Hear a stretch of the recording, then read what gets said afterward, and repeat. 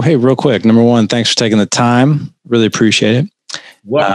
This is Dad Edge podcast. And I think you're a dad, maybe, right? I know so. 100%. No, man, this is amazing. It's a fantastic book. I actually just finished listening to it yesterday. Okay. And it was awesome. Oh, thank you. Yeah, man. Thank you. You bet. Hey, I know we got started a little late, and I want to make sure we're conscious of your time. So how much time do we have? What do we got? Let's go for, how much time are you looking for? Well, we were scheduled for about 45 minutes or so. Let's do our 45. Let's do it. All right, man. Awesome. Hey, just real. So Dad Edge, we've been doing this for 6 years, obviously huge crew, audience of fathers out there. And I love your message in here for fathers and your own father and everything in there.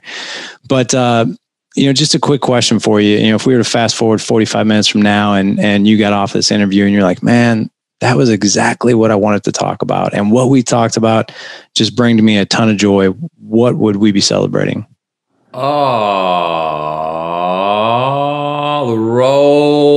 A message that inspired or woke up some people to the definition of what being a dad is. Also, in partial of that, what being a man is. And how both of those are verbs. And obviously that being a dad, and I'll say this again, maybe online if we're not online yet, but any real dad knows that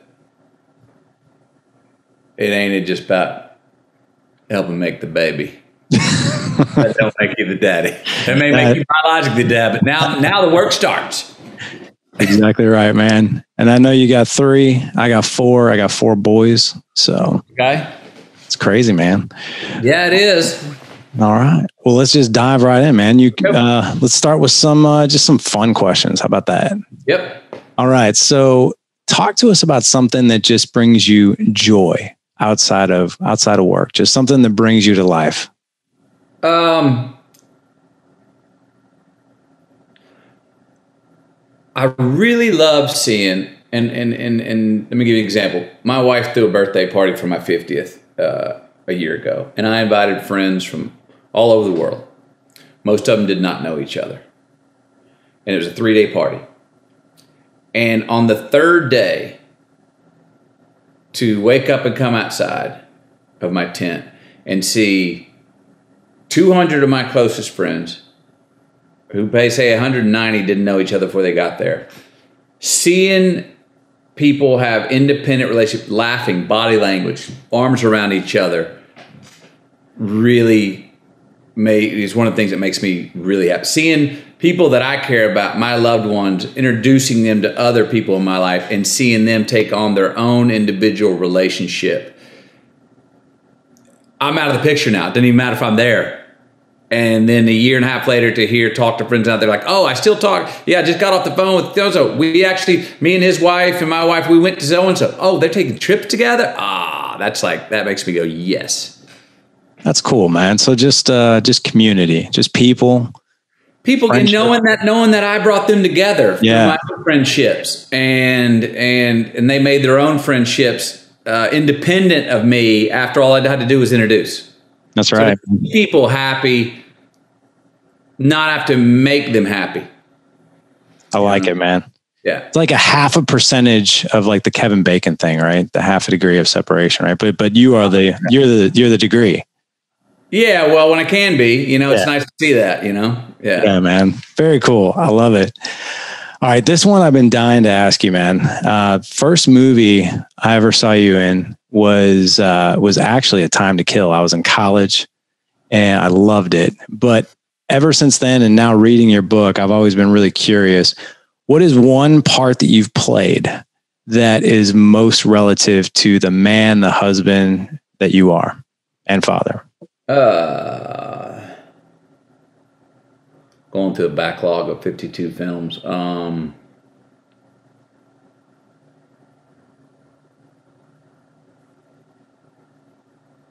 Boy, which one would it be? I mean, that's a good time. It was a good example because you had husbandry and you had fatherhood and you had. a man committed to justice in his own mind, even though that brought some possible harm to those he loved. And then he had his cake and ate it too, so to speak, meaning he followed through on his calling with the case, even though doing so was bringing possible harm to his family. And they all bucked up to say, no, carry on. Yes, carry on. In a family, also the mother and child coming together to go, not coming to the father like Jake began to going, will you please get off the case? Them going, hey, we're gonna go through this with you, and it's getting hairy. We're going through this with you. I think maybe as I'm talking about it, I'll stick with that one, because my family, since we had children, has come with me on every job I've ever had. That's harder. That's hard for them, especially my wife. It means we uproot them and take them where dad goes right. to work. Never, if they knew, my family, especially my wife, knows that I have a real passion for a job I want to do, has she ever been like, well, do you have to? Don't do. She sees the conviction. All right, here we go. Let's load up. Dad believes in it. We're going without question. How does that make you feel as a man? I mean, because we live in a world, man, where there's a lot of men out there who just they don't get supported by their wives. They get emasculated. But it sounds like Camila, man, she is your rock. She is there to support you. Yeah. I mean, I feel fortunate for sure that she came into my life. I feel fortunate that my eyes were clear when she did. Or just hazy enough, which let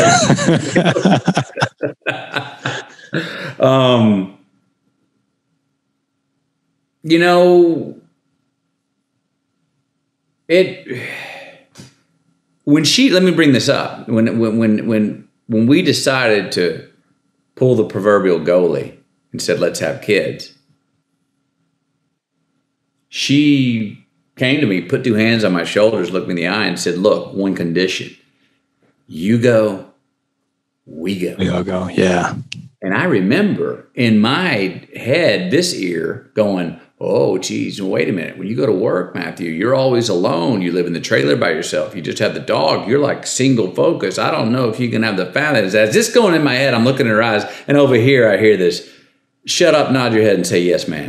Yes, man. And I knew it was the right decision. She was offered to give that support and that commitment to me in my life and work that she knows I love, and also that supports the family.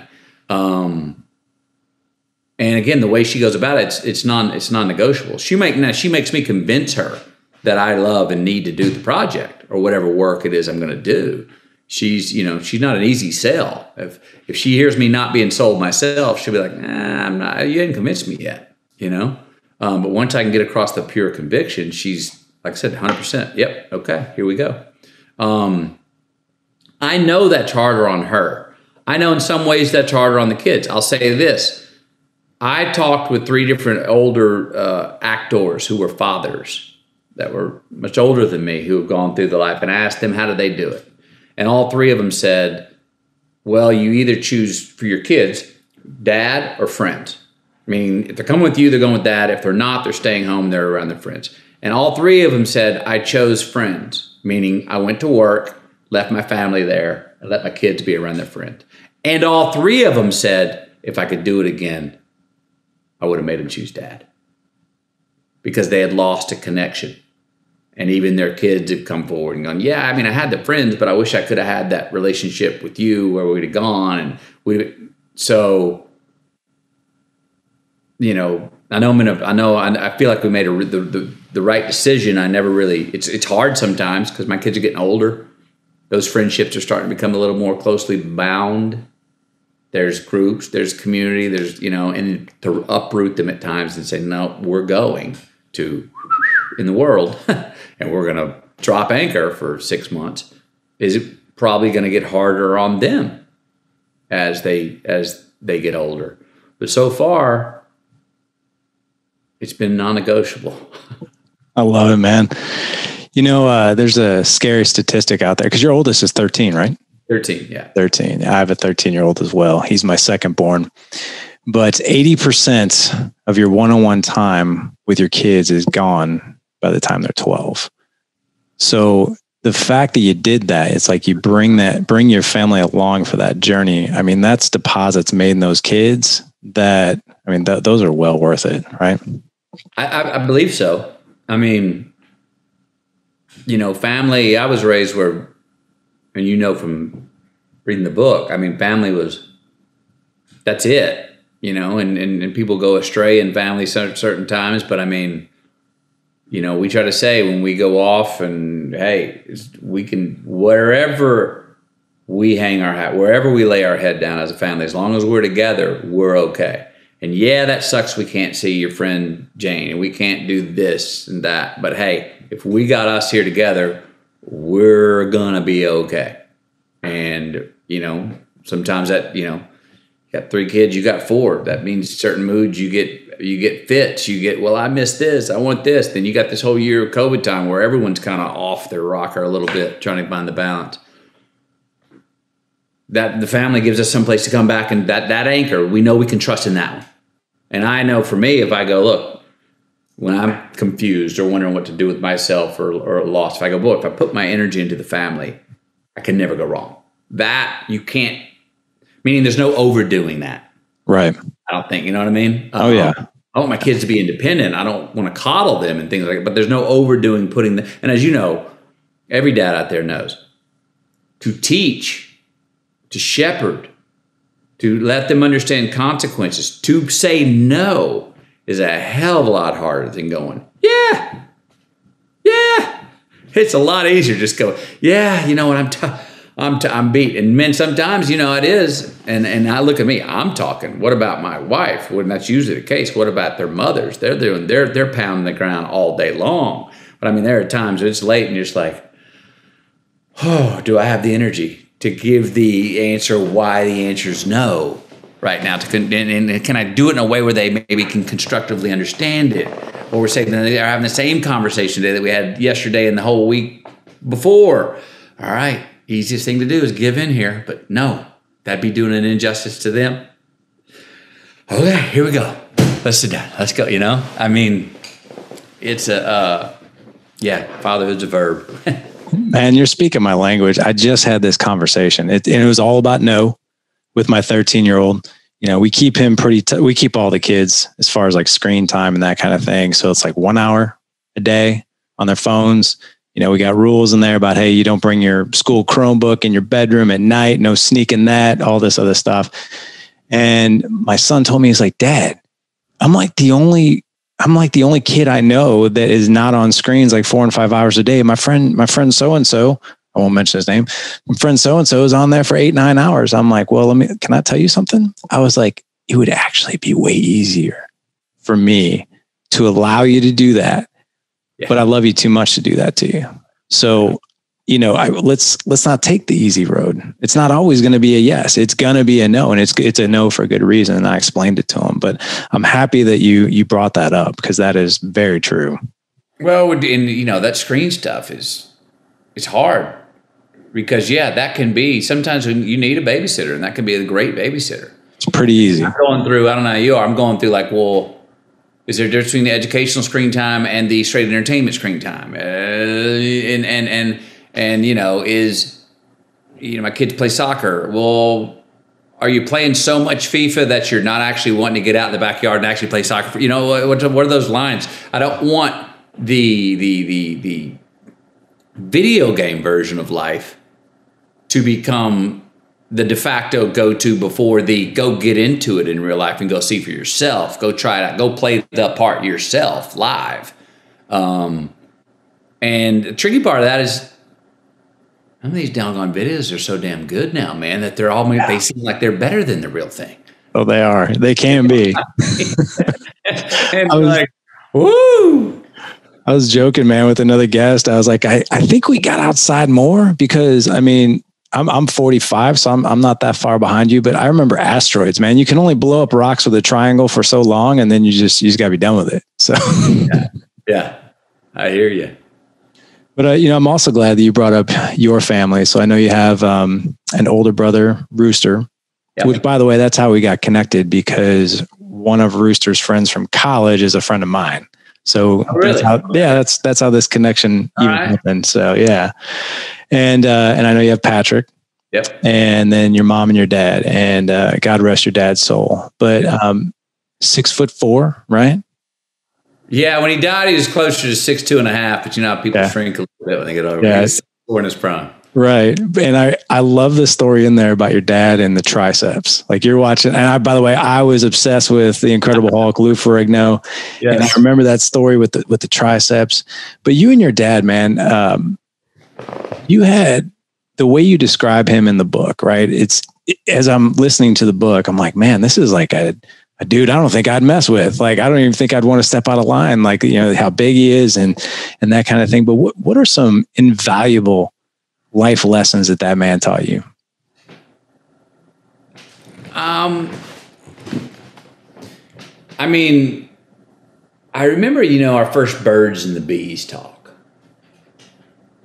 Meaning I was about 14 and it was hey, let me have a look at you. You know what I mean? And you're at that age, you're starting to think about this, and, you know, you're with the girl, that and the other, and y'all are going to kiss, you know, and he goes, that's going to lead to the next thing. And then he went through those. And I remember him saying this very clearly. He was like, if you ever feel a girl resist, and he goes, it doesn't have to be a verbal no, or if you can feel it in their body. He goes,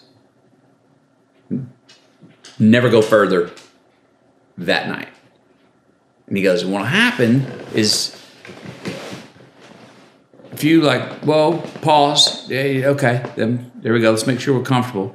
Sometimes the girl may go, okay, well, now I want to go further. Don't. He goes, maybe next time you're together, but never that night or that instant. I remember that very clearly and being something that stuck. I remember it word for word. And so that was a version in the birds and bees to a young pubescent becoming adolescent, talking about intimacies with the opposite sex to me. That was, I remember stuck, and it was like, it was all bound, and it led to more things to him talking about respect for women, respect for their place, respect for body, et cetera, et cetera. And it came from him. It was one of those ones that needed to come from him, not mom, you know, to his son. That was one. The others were, and I tell about them in the book, you know, don't say I can't. Don't hate and don't lie. And I remember very clearly one of the I can't things. Like I was supposed to, you know, up Saturday morning, gonna mow and weed eat the lawn, my Saturday morning chores at 7 a.m. And I'm out there, I'm trying to get the push lawnmower cranked, and it wouldn't crank. I checked the gas, checked the oil, checked spray, everything. I go inside, Dad, Pop, I can't get the lawnmower. And he goes, and I saw his molars meet. And I said, I can't get the lawnmower. And as soon as I said, I was like, oh, I know that's a bad word. Oh, no, I've been taught not to say that. And he just looked at me. He got up, walked with me through the kitchen, out the garage, around the back of the house, the lawnmower, knelt down, messed with it, found where the gas line was off, fixed it, and all of a sudden cranked it up. Hadn't said a word this whole time. He then walks over to me. I'm standing about 10 feet from the lawnmower, and I remember he kind of spoke up because the lawnmower was running over, going brrrr. And again, like my wife, he put his hand on my shoulders, and he goes, you see, son, you were just having trouble. And I remember going, got it. And what the lesson I got from that is, even times in our life where we are unable to do something, we can still seek help. We can still get someone to help us out maybe that does know how to do it. There's a way to figure things out. And that idea of don't say can't, that means you haven't gone down all the avenues of how to get it done, was a really valuable one that I adore that he taught me. Another one was hate. I remember I said, I hate you to my brother. It was at my own birthday party. And he messed with me or something. I said, I hate you. And my mom stopped the party. And I got the belt right there in front of everybody. And I didn't mean I hate you. I had heard some older kids at school saying it. It sounded like it was a cool thing to say. say I hate you, dude. There's like, we make it a stance. You know what I mean? Oh boy. I was taught, right there, embarrassed and then the other one, I tell that story about when I lied to him about stealing that pizza, and he gave me 4 chances to tell him the truth. Now, in hindsight, as I think I say this in the book, kiddos out there, if you did something wrong and you get home, the first thing your parent or your dad says is, "Hey," like for me, it was stealing the pizza. I knew I stole it, but I got home and my dad's first question was, "Did you pay for the pizza you had tonight?" That means he knows you didn't. Exactly. Everyone remember that up there. But I weaseled my way out of it. And so the antonyms of those 3 words were the values that he instilled in me, that I believe now I understand. That's what he was trying to get you to understand, how to negotiate life. You can believe you're having trouble doing something, but don't ever believe you can't do something. Love, don't hate. Tell the truth, don't lie. So the 3 antonyms of those were like, you're going to need these. You're going to need to have these weapons in your arsenal to go negotiate the world you head into for your own salvation, for your own goodness, for your own health. So when people say like, "Oh my gosh," today they're like, "I can't believe you got whoopings," or "That was abusive." Like, no, it wasn't abusive. I don't remember the pain of one of the licks. That didn't hurt. What I remember is the lesson that was ingrained in the learning of it. What I remember is the distraught look on my dad's face the 4th time I lied to his face because he knew I was lying. And in his mind, he was going, "Am I failing as a father? What do I got to do?" That's what I remember, is the pain I was causing him. I don't remember the damn lick. That was momentary, and it was over. So that's some of the stuff the don't half-ass it. He told me that when I said I wanted to go to film school instead of law school. Don't half-ass it. I carry that one around in my pocket all the time. That's never out of style. I love that story in your book. And I love the way you describe it, because you called him, told him what you were going to do. And then there was that 5-second pause. Yeah. And then he says, "Yeah, don't half-ass it." I want to unpack that moment, because I've realized something else in the last couple of years about that moment. So as fathers, we set up rules in our household for our children. All these rules stay in the zone. These are expected of you. This is the foundation. If you follow these rules, you will grow up and be somewhat probably successful in life and have good character, etc. Now, when our children do that, very good. But there's a moment, I think, we all as fathers want to have happen. And if it happens, awesome. If it doesn't, they're still going to probably be okay if we raised them right? For me, it was that moment of calling my dad, telling him I don't want to go to law school, I want to go to film school. For the very first time, my dad was hearing me come up with a new novel idea that he knew I'd made on my own. And the conversation we had wasn't but 15 seconds. And I said, "Dad, I want to go to film school instead of law school." He says, "Are you sure that's what you want to do?" I immediately say, "Yes, sir." He pauses and then says, "Don't half-ass it." Now, what I've realized now is that the reason he was able to say don't half-ass it and give me the approval and the freedom and the responsibility and the accountability to go do that, because he heard in my voice that I wasn't asking permission. That you had decided. He heard in my voice that I had decided. Yeah. And inside he was going, "Yes, you're going your own way and you ain't bluffing me. You're not coming trying to sell it. You've made up your mind on your own. Yeah. Don't half-ass it." It was a great moment. And, in life, I think when children go into their fathers, in the world, entrepreneurs wanting to go their own way. Governments and policies say, "You can't do that, Steve Jobs. You can't make an iPad." Well, once you go out and go, "No, I'm not asking permission, I'm doing it," the world goes, and our parents go, "Yes, yes." But I think one of the things is, for those out there, just when you want to do it, have your mind made up. Don't come bluffing. Because if us fathers see you bluffing, if my dad would have known I thought I was bluffing that night, he just said, "What the hell are you talking about? Hell no, you ain't going to do that. You're going to sit there, you're going to go to law." If he'd have heard me bluffing, that's what he would have said, I believe. Yeah, because there was something about, the conviction in your voice that you had made up your mind. You knew exactly what you were going to do. And I only have sons. I know you got 2 boys, you got 1 girl. And my oldest is going to be 15 at the end of this month. And he's starting to make some of these decisions on his own. And I watch him with the way that he'll present, a certain idea, something he's passionate about. Like for instance, he was like, Dad, he's very musically inclined. He's like, I've been playing saxophone for a while. I want to play guitar. And I was like, are you sure you want to play guitar? Because guitars aren't cheap. Yeah, right. I'll get you a guitar, but you got to hold up your end of the deal. And he's like, I'm sure I want to play guitar. And that kid, man, he has been obsessed with it. But yeah, there's something about seeing your kid very certain about something and like to where they feel it in their soul. And as a father, man, you just got to support them, right? And I know, part of the serendipity of me, my dad was alive 5 days into me in my first acting job, which if you trace it back to me wanting to go to film school was the first move I made, which led to me being an actor, right? So he was alive for 5 days into my first acting job before he passed away.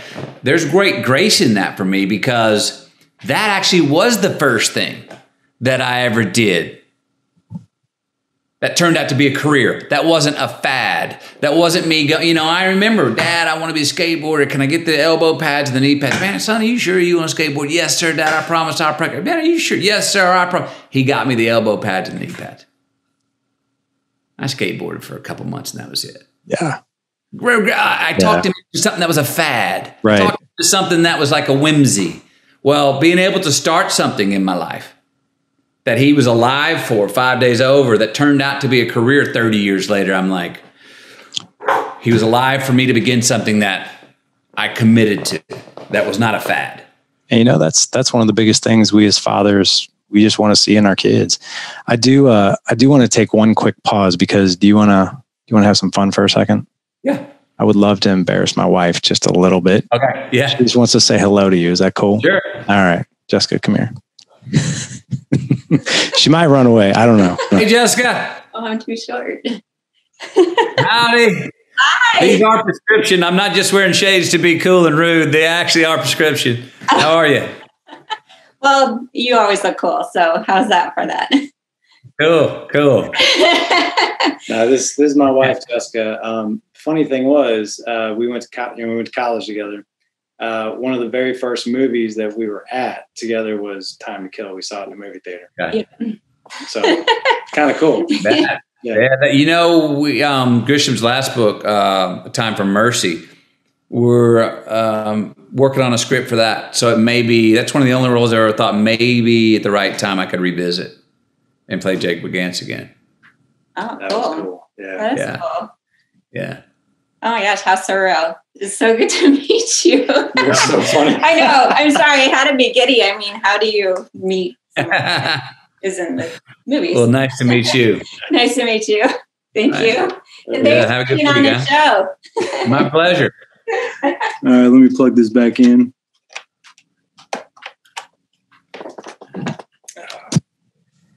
Oh man, I've known her for 25 years, and the way you talk about Camila in your book, and I mean, dude, you can feel the love that you have for that woman in that book. Which brings me to another question. You're a busy guy. You've got a lot of demands on your time. People want something from you probably every minute of every day. You got 3 kids. How do you go about constantly making your marriage just fresh and new and pursuing her? Good question. And I think I can do better at it than I am. I think we all can. I mean, you know how it is, man. You got 4 kids. Yes. They're 14, about to be 15 and under. Our kids need us. I mean, like, if we don't, they can't. They need us for food and shit. And then we, sometimes we're like, well, but my wife's gonna be okay. She, our life can become consumed with being parents, and then tending to our career, and then you look up, and you're like, oh, this is the 4th day in a row at 9 p.m. Me and my wife said, hey, how you doing? Right. So I try to balance it between, you can do better at pursuing and setting away time, or making sure you get some quiet time in the beginning of the day, some solo time. I go between that and the balance that where I let myself off the hook a little bit, which is like, look, man, this is a season. You're raising kids, it's a season. They're going to be out of the house. You go back when they're, you get our youngest one's 8, say in 10 years, we're going to be just you and I again. I mean, but it's true, because I'd be foolish to sit there and go, it's just a season. We'll pick back up later. But at the same time, I think it's okay to remind ourselves that, hey, it is a season. It is harder to find time. I mean, and then, the other thing is that romance. Nobody, especially women, it seems, likes to schedule romance. You know what I mean? You don't want to. Our wives do not want to talk to our assistant about our dinner plans. Can you schedule our dinner plans at that restaurant at 7 p.m. on Friday? You know what I mean? Oh yeah, I know exactly what you mean. So, but it's a challenge. It takes more work to keep that spontaneous. So like, hey, we got some time. You want to, or you know what I mean? Go do that, because, it also is you make a plan and then a kid gets sick. And you're like, well, that's out the door. And all of a sudden you look up and it's a week later and you're like, we never had got around to doing the thing that we were going to do, So I can get better at it. She's better at it than I am, at making sure we've got time on our own to enjoy each other. And, but it's constant. It's constant work. And again, it is a season, but it's with all those things you said that I got going on in my life, all those things that most of us have going on in our life, it takes work, and we need to sit there. And I know I can look and go, hey, am I putting enough time to that in my weekly, daily life? Yeah, it's a planned regimen. And again, it's like we don't want it to be planned, but we want it to be intentional, right? We noticed that when my wife and I, we try to go on a date every week, maybe every other week. Even our kids, man, the 4 boys be like, why can't we go? And we tell them, like, because it's really important to you guys that we continue to like each other, right? Yes. That's just really important stuff. If you're cool with it, man, I would love to just read something from your book. And again, I finished this yesterday, and I don't know why, Matthew, but man, this really hit me.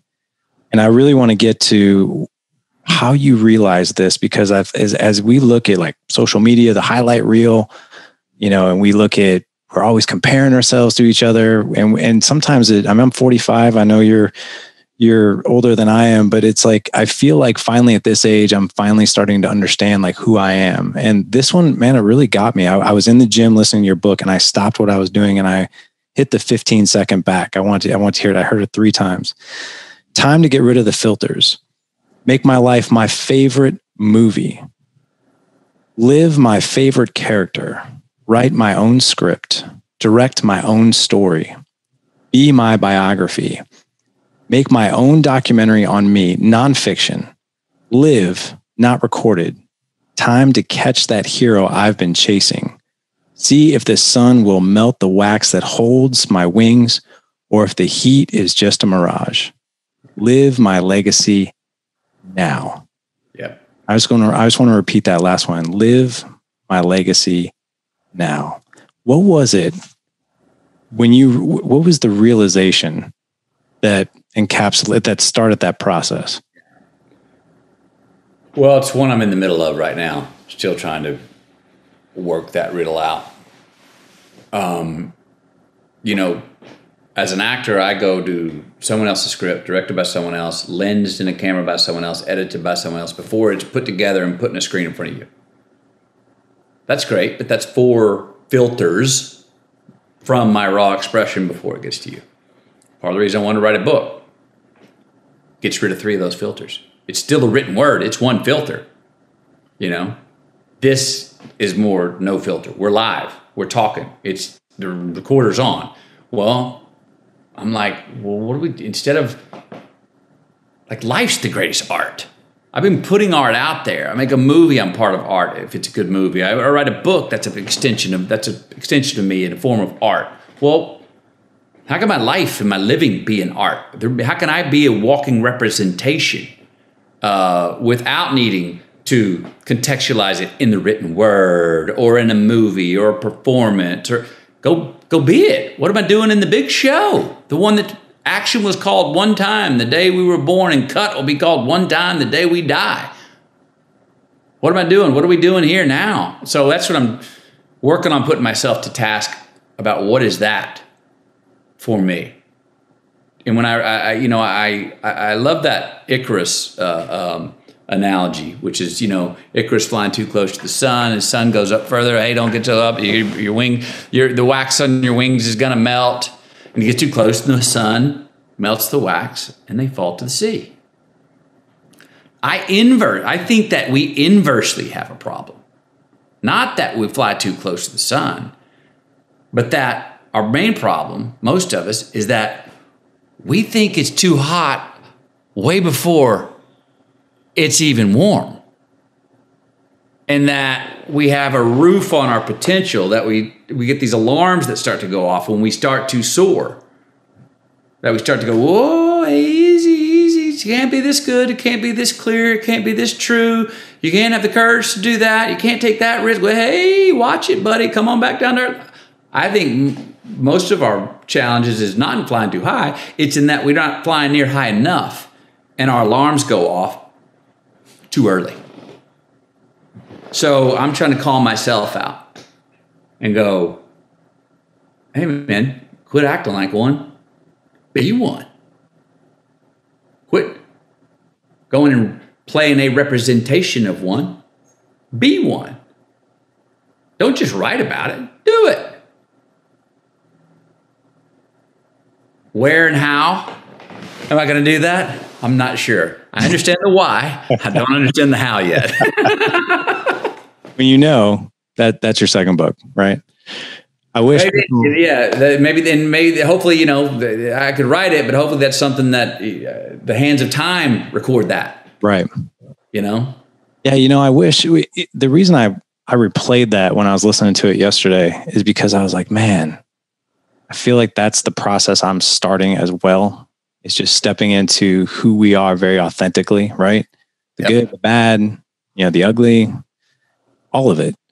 And I wish I would have had that realization when I was younger, like in my 20s, right? That would have been awesome. So it would have been awesome. But then again, no, it wouldn't have been. And you might as well say no, it wouldn't have been, because you can't go back anyway, right? You can't go back. And I don't know if I would have appreciated it as much as I do now. Yeah. Yeah. I hear you on those looking back things. I'm pretty quick, and I got certain things like, I wish I'd have known that then. I've got things, though. How about those things in life that we go, I'm so glad I didn't know then what I know now, because my ignorance is how I thrived in that situation, or my ignorance is how I survived that situation. If I'd have had the knowledge and the wherewithal and context that I know now, I don't think I would have pulled that off.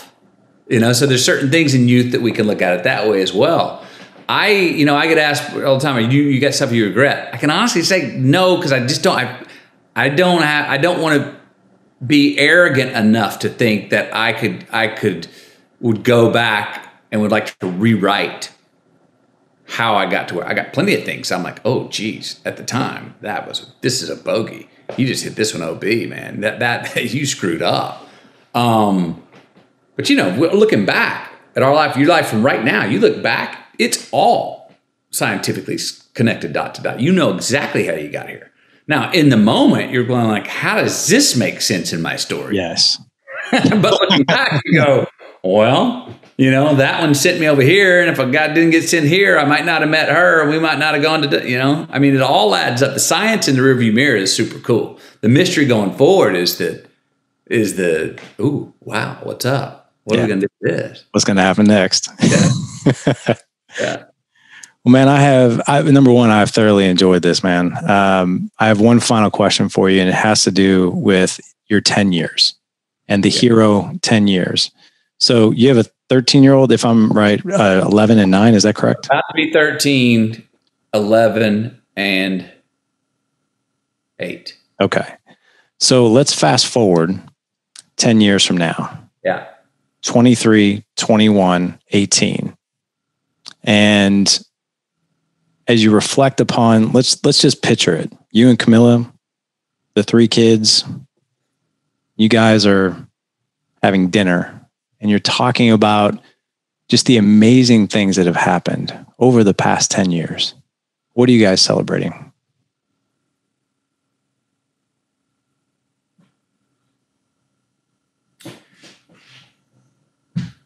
We're celebrating that even though we now, and I'm talking from 10 years from now, this is the conversation I'm having 10 years from now. Even though we all live in different parts of the world, because I think 2 out of my 3 will probably go live in other places around the world. If I had to say right now, that even though we live in different places in the world, how close a relationship we've been able to maintain. 2 out of 3 of those kids, the oldest, maybe just Levi, to have an inside sort of understanding about things right then that's kind of unsaid between he and I, now for the first time as buddies and not just father-son, is something that a little magic that I foresee. Like I said this, success would be for me one day I'm one of my kids' best friends on their hand. Not now. I'm their dad right now. I don't need to be the best friend right now. But one day that dad's one of my best friends would be awesome. But we were talking about, I think it might not just be the 5 of us. I think one of those kids in particular might already have a kid or 2. And then we're going to be telling stories about this last year. Remember that year when we had Ma Mac, their grandmother? And hell, man, as good as she's doing, she's 89 now. She's probably going to be around at 99 too. But if she isn't, we'll remember, I think, looking back at this last year we've had, where their grandmother was with us every single day for a year, maybe even longer now. And that year we bounced around, and then the pandemic came, we scooted out of town to go to a place where we could insulate their grandmother, my mother, and we had the means to do that. And how through all these things, to go back and say what we were talking about earlier, through all these things and all our travels, we stayed really closely connected, and we still got together in person through the years. And then the last part of the conversation is, well, Mom, Dad, me, Camila, we're here at your place, and you 2 are living in this damn Airstream with an outdoor kitchen. Where are we going to sleep tonight? That wasn't part of the plan. You're like, that's why we got the 3 hammocks. That's right. They're outside. Very cool, man. Matthew, this has been awesome. I've been a fan of yours ever since I saw Time to Kill back in 1996. And but reading the book, man, I felt like I got to know your heart. I felt like I got to know the man you are, right? And not just the character I see you play in the movie. And I just truly appreciate, and I know a lot of other people do too, that you didn't hold anything. It felt like you didn't hold anything back in this book. And you really you gave your heart, your soul, everything in this book. And it's a phenomenal story, my friend. Well, thank you. I did give everything I had to it, and that was part of the task and mostly part of the joy of it. And I'm glad. Thank you for letting me know how it translated to you in your own life. And that's been the coolest thing, putting this out is, it was my story, but I'm hearing how across the board people are going, but I saw myself in it and had me ask myself my own questions about me and myself and how I can be my more true self. And that makes me really, truly grateful and happy. I'm glad, man. It's like I said, it's a phenomenal book, and it is definitely all right. That's always better than okay. Exactly. It's funny when I was, when I was sharing that I was going to be interviewing you, and they're like, are you going to get him to say all right? I was like, and this was before I read the book. I was like, I'm not going to do that to him. I was like, he probably is so sick and tired of hearing that. And then I read in the book that it's like those 3 words, that there was a pivotal moment in my career. And I was like, oh, well, cool. Like he likes that. So yeah. It's callback. Yeah. The first 3 words I ever said on the screen while my dad still was alive, the first thing that was not a hobby in my life that became a career. Your dad would be very proud of you. I'm sure you know that, man. I hope so. I think so. He is.